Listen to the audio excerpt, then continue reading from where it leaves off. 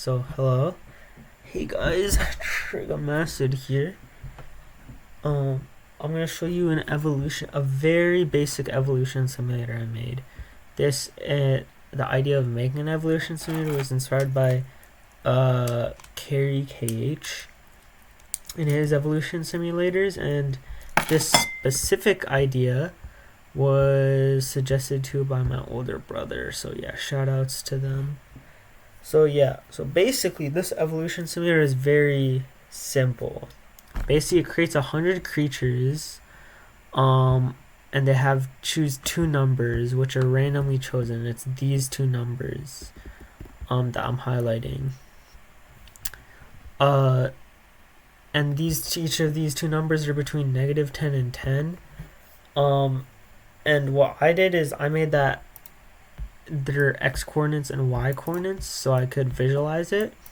And I also have a random color, but that isn't as important. So basically, you get these two random numbers and you multiply them together, and that's like it's the creature's fitness, or like I guess it's like survivability or whatever. And the creatures with the lowest survivability, they have like a higher chance of getting killed. And then the creatures that are all alive, they reproduce, as in they duplicate themselves. And then when they duplicate themselves, they make there be a slight variance. And over here you can see it can be add a random number from -1 to 1. So yeah, that's the basic idea. So let me just show you what it is. So yeah, you can see that basically it causes some interesting things to happen, in my opinion.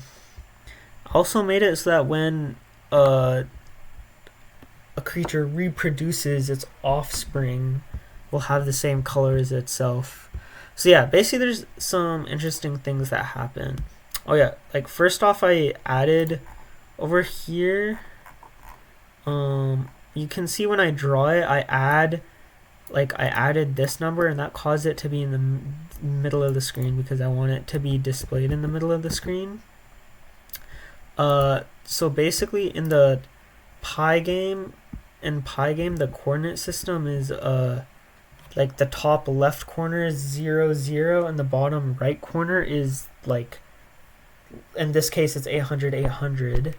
So as you can see, if you think the middle of the screen is 400, 400, when a creature is when something is in the top, going towards the top left corner, that means it's like negative because I'm adding 400.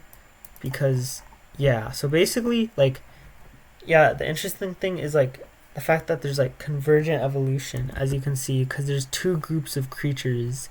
The creatures over here, the creatures in the top left corner, both of their numbers are negative, and the creatures in the bottom right corner, both of their numbers are positive, because both ways, when both numbers multiply together, they create a positive number.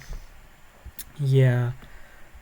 An interesting thing you can also see that sometimes like there becomes like small like bits of one species, quote unquote. Like you can see the green and the purple. The green is like one species while the purple is another.